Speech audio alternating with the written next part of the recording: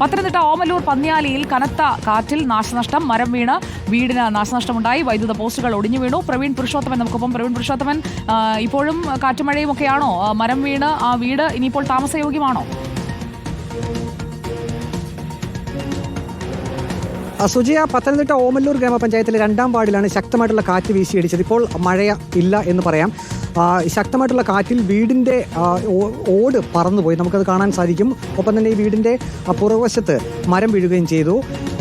അത്രയും ശക്തമായിട്ടുള്ള കാറ്റായിരുന്നു. ഈ ഭാഗത്ത് തന്നെ 4ഓളം വീടുകളുടെ മേൽക്കൂരയിൽ പാകിയിരുന്ന ഓടുകൾ പറന്നു പോവുകയാണ് ചെയ്തത്. അത്രയും ശക്തമായിട്ടുള്ള കാറ്റാണ്. ഇവിടെയുള്ള ആളുകൾ പറയുന്നത് അടുത്തിടയ്ക്കെങ്കിലും ഇത്രയും ശക്തമായിട്ടുള്ള കാറ്റ് കണ്ടിട്ടില്ല എന്നുള്ളത്. എത്രമാത്രം ശക്തിയിലായിരുന്നു കാറ്റ് വീശിയത്? അത് പറയാൻ പറ്റത്തില്ല, ആ രീതിയിലായിരുന്നു. അത് പ്രതീക്ഷിക്കാത്തൊരു കാറ്റ്. ചുഴലിയാണോന്ന് പറയാൻ അതിലും ഭയങ്കരമായിട്ടുള്ള കാറ്റായിരുന്നു. ചുഴലി കാറ്റാ, നമ്മൾ കണ്ടാ ഭയന്ന് പോകും. ആളപായമൊന്നും ഉണ്ടായില്ല ഭാഗ്യത്തിന്. ഒന്നും ഉണ്ടായില്ല. സുജയ്, വീടിൻ്റെ മേൽക്കൂര കണ്ടില്ലേ, പൂർണ്ണമായിട്ടും തകർന്ന അവസ്ഥയിലാണ്.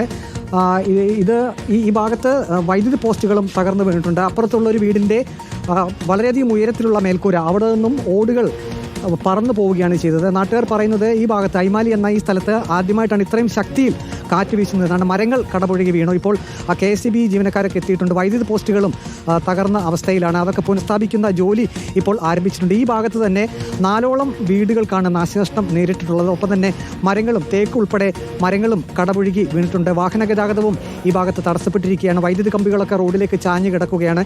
വലിയ നാശം തന്നെയാണ് ഉണ്ടായത്. ആ കാണുന്ന വീടിൻ്റെ അത്രയും ഉയരത്തിലുള്ള വീടിൻ്റെ അത്രയും ഓടുകളാണ് ശക്തമായിട്ടുള്ള കാറ്റിൽ പറന്നുപോയത്. അപ്പോൾ നമുക്ക് ആ ദൃശ്യം കാണുമ്പോൾ തന്നെ മനസ്സിലാക്കാൻ കഴിയും എത്രമാത്രം ശക്തിയിലാണ് ആ കാറ്റ് വീശിയടിച്ചതെന്ന്. ഇങ്ങനെ ഇവിടെയുള്ള 4ഓളം വീടുകൾക്ക് കേടുപാടുകൾ സംഭവിച്ചിട്ടുണ്ട്. ഏതായാലും ആളപായം ഉണ്ടായിട്ടില്ല. മരങ്ങളും വൈദ്യുതി പോസ്റ്റുകളും ഒപ്പം തന്നെ വീടിനുമാണ് വലിയ നാശനഷ്ടം നേരിട്ടിട്ടുള്ളത്. സുജയ. ഓക്കെ, പ്രവീൺ പുരുഷോത്തമനാണ് പത്തനംതിട്ടയിൽ നിന്നുള്ള മഴക്കെടുതിയുടെ അതുപോലെ തന്നെ കാറ്റുണ്ടായപ്പോൾ ഓമല്ലൂരിൽ വന്ന നാശനഷ്ടത്തിൻ്റെയൊക്കെ ദൃശ്യങ്ങൾ പ്രേക്ഷകരിലേക്ക് തത്സമയം എത്തിച്ചത്.